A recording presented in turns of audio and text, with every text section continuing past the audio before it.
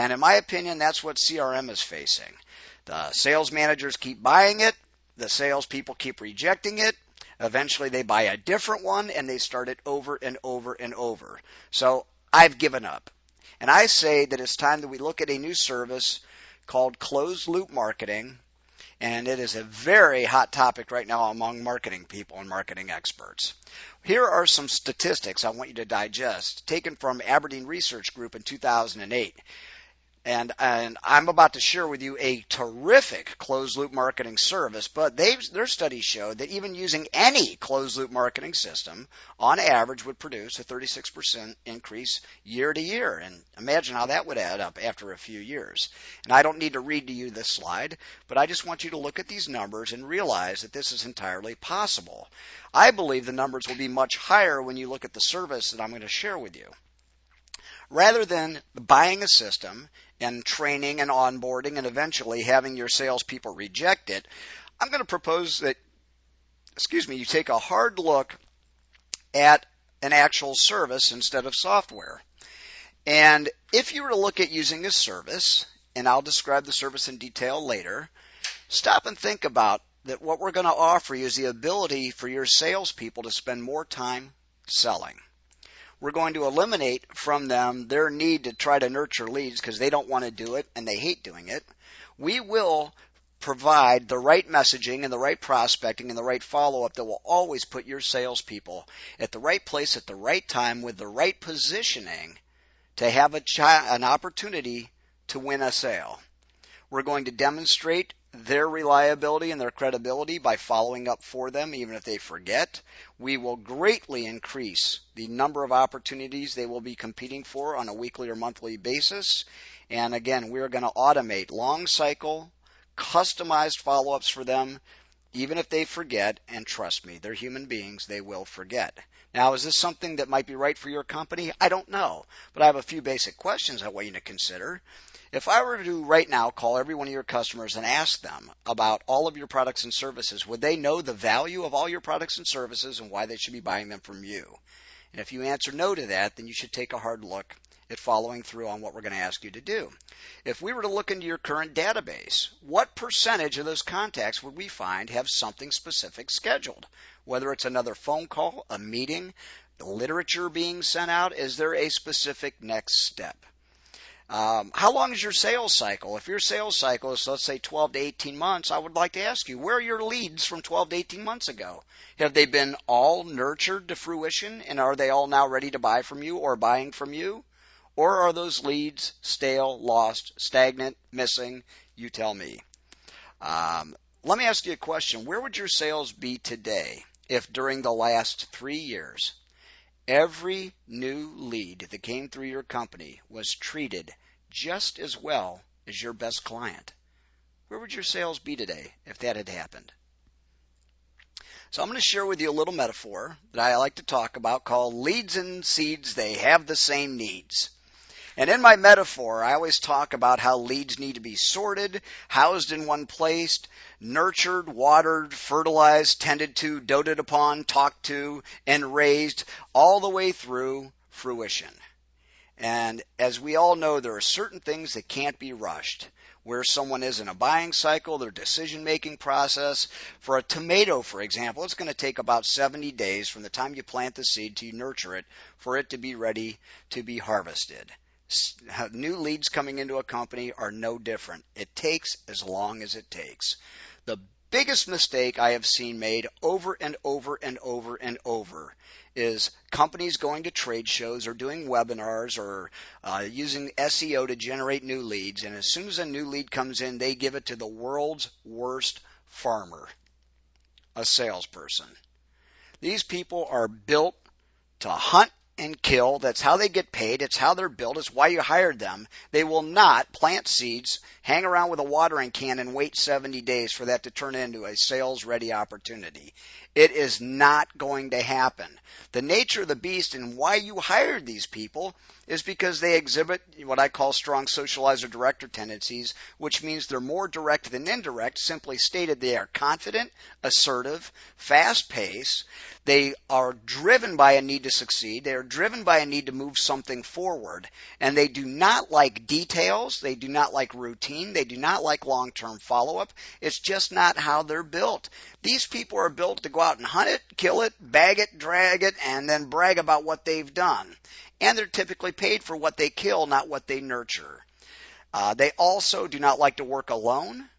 And they tend to view CRM antagonistically for several reasons. Here they are. The more they use the typical contact management system, the more it builds their to-do list. And it generates more and more reminders of things they need to do. Every day, the list gets a little bit longer. They get a little further behind. And I can guarantee you the day will come, and they always do it. They look over both shoulders to make sure no one is watching, and they wipe out the entire to-do list, and they start over, and they call it reassessing their priorities. Well, all those leads are now lost, and all those relationships are gone. The other problem is the more they use it, the more they get babysat by their manager. And here's something about an opportunity cost that most people don't take into consideration. Let's do a little quick math, shall we? Let's say your salesperson only brings in $1 million of business a year, okay?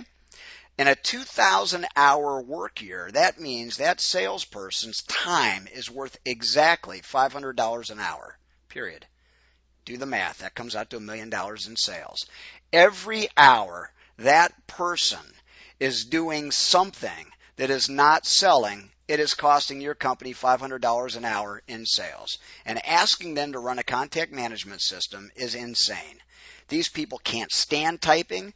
They view it antagonistically. They're not good at it. Let me ask you a question. When you interviewed your salespeople, did you ask them how many words per minute they type? Have you ever given them any typing lessons? Why are we asking them to sit in front of a computer when they should be sitting in front of a prospect?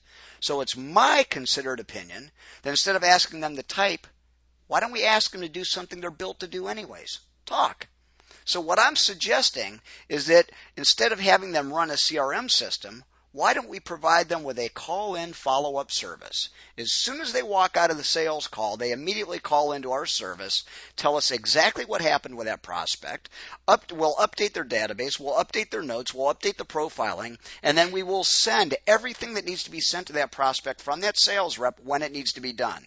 Customized emails, customized literature, customized letters. We could even send out, and the technology now exists, handwritten thank you notes in the salesperson's handwriting from them, and even attach a gift if they want us to, and send it out to each prospect and client. And we can do all these things the day they're due, and we've got a system to automate every bit of it so nothing ever slips through the cracks. We call it the relationship limousine service. All the salesperson has to do is tell us where the prospect is now, where they want them to go, and the stops along the way. And our driver, which is our sales support team, will move that relationship where it needs to go, when it needs to go, and notify the salesperson when they're supposed to show up or make their next follow-up phone call. The moment of magic that this is going to bring is when any sales environment can happen. Trust has been built, and timing takes care of itself. And there is no reason to leave any of this to chance because we can automate everything. So let's take a look at how this harvesting and this nurturing might look.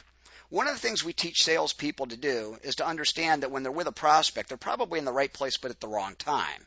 And then rather than follow up with all the value prop messages, which just say, I want to sell you something, here's why my company's great, we actually teach top producing salespeople, rainmakers, business owners to ask a question, hey, what are you currently interested in? What would you like to do to improve your business?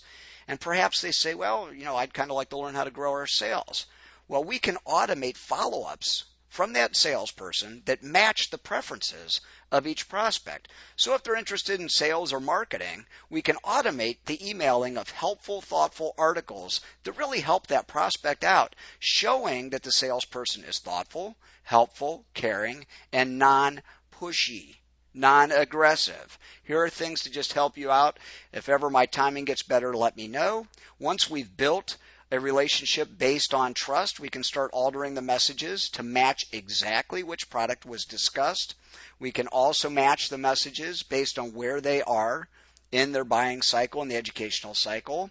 And if you ever want to really go far down the rabbit hole with us, we can get as far as even changing the content of these messages based on the behavioral style of every prospect and customers. For example, we would send directors brief bulleted pieces of information with a quick call to action. Socializers would receive testimonials from your many other successful customers. Relators would get stories about how your products and services have improved their lives. And thinkers would get case studies chock full of graphs, charts, facts, and evidence. Why not speak to them in the language they're comfortable listening to, and why not market to them in a way in which they're comfortable buying? One of the biggest problems we have solved is what I called the vicious cycle. Whether you're a rainmaker, a professional service provider, or a full-time sales professional, you have the same challenges. The more successful you get working with more clients or selling more products, the more time you're going to spend supporting that sale, supporting that client, and the less time you will have for prospecting. And as your engagements come to an end and your pipeline dries up, you have to run out and start prospecting again to get more clients put back in your workflow, and this vicious cycle never ends. Well, by having a complete sales support service behind you, this goes away forever. So I almost look at it as we can clone you, or we could even clone your best salespeople. For example, here's a salesperson who's in the middle of a 90-minute presentation, and while he's selling, everything is happening for him for all of his other prospects and customers. In this case, other prospects receive customized introductory letters trying to get an appointment for this person. 4 of his clients received handwritten thank yous and appropriate gifts for placing orders.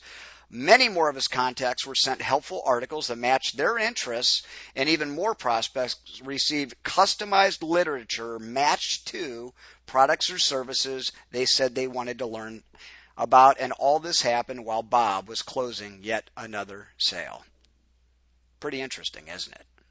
Pretty efficient. I think so. So, what's your next step?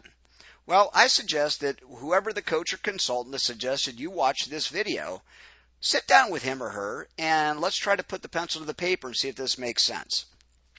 What you should do is try to estimate the percentage of sales you have been missing by your leads going stagnant, salespeople not following up, and then multiply that by the gross profit of your average sale. And so if your average sale is, let's say, $10,000, your gross profit is $3,000, and then you decided you've been missing 50% of your sales, so if you're doing $1 million a year, then you could be doing $2 million a year. Well, it's pretty obvious that you should take a look at where the ROI needs to be on your investment to solve this problem. And don't forget to factor in the true opportunity costs of your salespeople, how many hours a week they waste running a system as opposed to being in front of a prospect if that system could be run for them. If you want to really go deeper with those numbers, I've done this hundreds of times with many companies. I can help you out. Feel free to contact me. Email scott@platinumroll.com will reach me. And I thank you for your time and attention, and I want to leave you with one last question. Going up?